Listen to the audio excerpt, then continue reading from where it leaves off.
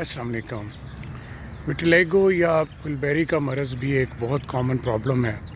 ये भी auto immune disease में आता है या नहीं, आपकी बॉडी का इम्यून सिस्टम जो है वो आपके नॉर्मल सेल्स की डिस्ट्रक्शन शुरू कर देता है। वाइट होने की वजह से इसमें चूँकि वाइट धब्बे नज़र आते हैं तो ये बड़ा प्रोमिनेंट होता है और ये पेशेंट के लिए बहुत से साइकोलॉजिकल प्रॉब्लम भी पैदा करता है और पेशेंट आहिस्ता आहिस्ता आइसोलेट होना शुरू कर देता है सोसाइटी से, क्योंकि इसको बहुत ज़्यादा इसके मतलब सवाल किए जाते हैं। बहरहाल इसकी मुख्तलिफ़ किस्में हैं। एक फोकल विटिलिगो भी होती है जो एक ही जगह पे महदूद रहती है, एक सेगमेंटल होती है जो अमूमन बॉडी के एक साइड पे होती है, और इसकी जो सबसे ख़तरनाक फॉर्म है वो एक्टिव विटिलिगो है जो बहुत तेज़ी से पूरे जिस्म पे फैलती है और चंद महीनों सालों में मरीज़ सारा जो है वो इससे मुतासर हो जाता है और कई दफ़ा तो मुकम्मल सफ़ेद हो जाता है, लेकिन कई दफ़ा बहुत से पैचेस बॉडी पे जो हैं वो रह जाते हैं। अब इसका सबसे ज़रूरी चीज़ ये है कि इसका टाइम पे इलाज करना। अगर इसको आप वक्त पे इलाज करेंगे, इसको कंट्रोल करेंगे, तो ये अब ऐसी मेडिसिन मौजूद हैं जो आपके इम्यून सिस्टम को कंट्रोल करती हैं और पैचेस को बाहर से भरती हैं।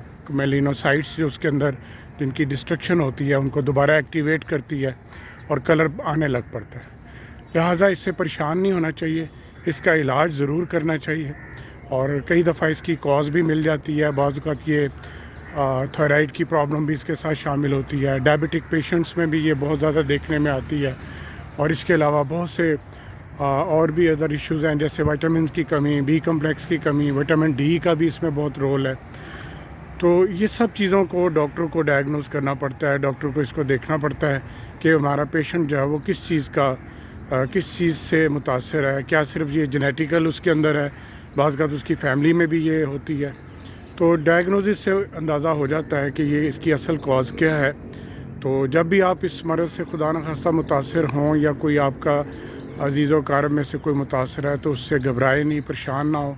इसको मुकम्मल जिल्द के माहिर के पास जाके डायग्नोस करवाएं और इसके जो ज़रूरी टेस्ट हैं वो करवाएं, और जो भी इसके लिए मेडिसिन अवेलेबल हैं लगाने की और खाने की, उनको मुकम्मल तौर पे डॉक्टर की हिदायत के मुताबिक इस्तेमाल करें तो इंशाल्लाह आप इस पे ज़रूर काबू पा लेंगे और आहिस्ता आहिस्ता ये मरज़ जो है ये कंट्रोल हो जाता है। तो कोई भी आप किसी किस्म का जल्दी मरज़ हो या आप इसी मरज़ में अगर मुब्तला हैं तो आप मेरे से मैसेज के ज़रिए रब्ता कर सकते हैं। हम अपने तरीक़ा इलाज के मुताबिक जो भी इसके लिए इलाज मुमकिन है वो आपका करेंगे। आपका बहुत शुक्रिया।